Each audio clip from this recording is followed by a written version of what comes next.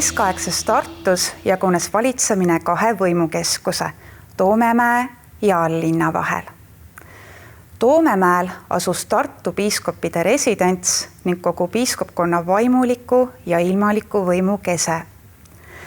Tartu piiskop juhtis koos toomhärrade ehk toomkiriku vaimulike kolleegiumiga, aga mitte üksnes piiskopkonna kirikut. Maahärra ja riigivürstina oli ta ühtlasi piiskopkonna kui härruse ilmalik valitseja. Piiskop ei saanud aga siiski valitseda päris üksinda. Juba keskaja lõpul tuli tal üha enam arvestada nii kohaliku aadli kui ka Tartu linna kaasarääkimisõigusega. Kui paavst 1518. aastal oma eesõigust kasutades piiskopi kohalikku valimisõigust arvestamata lihtsalt ametisse nimetas, oli tulemuseks uue piiskopi Johannes Blankenfeldi terav konflikt linna ja kohaliku aadli vahel. Blankenfeld püüdis tugevdada piiskopi ülemvõimu linna üle, kuid kohtas nii aadli kui ka Tartu rae vastasseisu.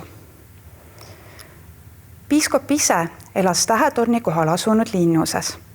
Toomemäel aga oli mäele nime andnud katedraali ehk toomkiriku ümber omaette linn tänavate, majade ja elanikega. Mäe jalamil Emajõe ääres asuski Tartu päris linn. Selle omavalitsuse vanim kirjalik mainimine pärineb ühest Lübeckile saadetud kirjast, milles Tartu raad ja kodanikud paluvad abi linnamüüri rajamiseks. See dateerimata kiri pärineb tõenäoliselt 1260. aastatest. Hiljemalt selleks ajaks pidi piiskop maahärrana olema annetanud linnale tema omavalitsuse aluse, linnaõiguse. Tartus kehtis riiaõigus ehk siis sama õigus nagu Liivimaa vanimas ja suurimas Hansalinnas Riias. Linna juhtis raad eesotsas pürgermeistritega. Nagu teisteski suurtes Hansalinnades kutsus raad oma liikmed linna mõjukamate ja olulisemate kaupmeeste hulgast. 1550. aastatel kuulus Tartu rae koosseisu 18 liiget, 4 pürgermeistrit, 12 raehärrat, raesekretär ja õpetatud õiguse tundja ehk sündik. Raad mõistis kohut, andis välja määrusi ning korraldas linna igapäevast elu. Samas ei olnud linn piiskopi võimust sõltumatu. Maahärra säilitas ka linnas oma mõju. Piiskopi ametnik osales linnakohtus ning kohtutulud jagati linna ja piiskopi võimu vahel pooleks.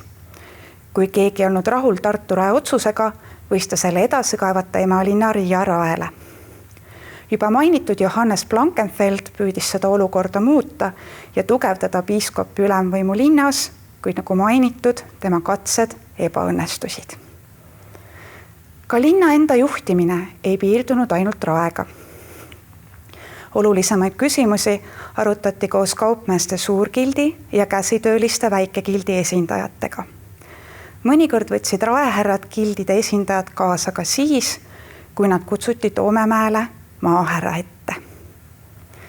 Kuigi piiskop võis aeg-ajalt oma isanda positsiooni linnale meelde tuletada, ei olnud Toomemägi ja All-linn siiski 2 täiesti eraldiseisvat maailma.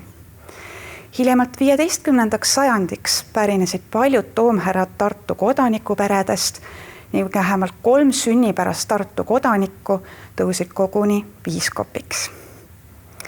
Nii kujundasidki keskaegset Tartut pidevad läbirääkimised, koostöö ja aeg-ajalt ka konfliktid linna ning selle maahärra vahel.